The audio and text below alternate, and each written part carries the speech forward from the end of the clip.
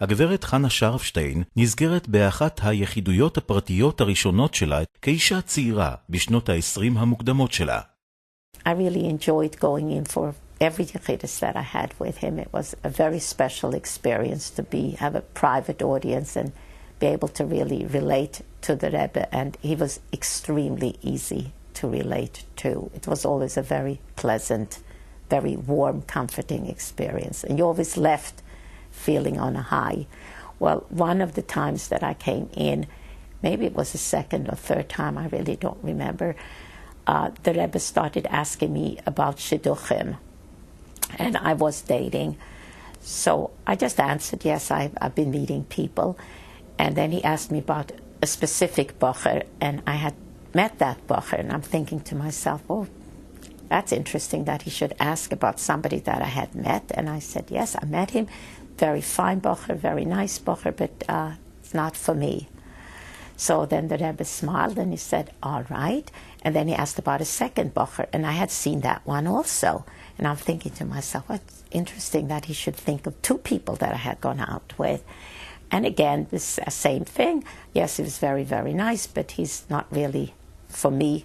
And maybe he asked why, and maybe I did answer whatever my reasons were. Then he went on to third and fourth and fifth, and I became really uncomfortable. And how did the Rebbe know to choose all the names of bocherim that I had met? It wasn't that he was saying, did you ever think of this bocher, or is there anyone you've ever heard of? I was just absolutely overwhelmed that he should say names of people that I had actually met. I had no idea that every bocher, before they went out with a girl, would write into the Rebbe to ask, should I go out with this girl? Is that suitable? And so the Rebbe knew about it.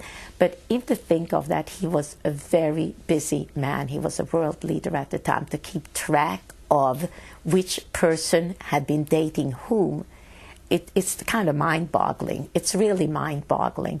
Well, after he had gone through the list that I had, and it was inconclusive, of course, then he gave me this beautiful explanation of love that I've been sharing with people ever since. It was never written down, of course, because the Rebbe told it to me in person. He recalled what I had said in my previous sechiras that I liked to read. I was an avid reader, and I just enjoyed reading all the time. And so the Rebbe said to me, I know you like to read. I said, oh, yes, I do. He said, and what kind of books do you prefer reading? I said, oh, I'd love to read novels.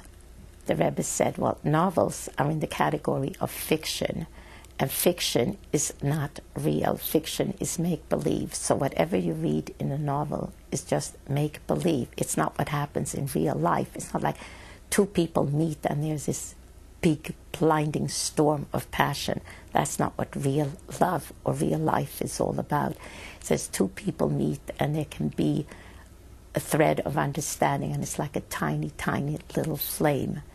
And then as these two people merge their lives and decide to build a home together and raise a family through everyday activities of life, through caring and sharing, to committing to each other, to going through the daily tribulations of life, this little flame grows ever brighter and gets into a much bigger flame until these two people started out as virtual strangers. Their lives become intertwined to such a point that neither one of them can think of life without the other one. He says that is what true love is all about.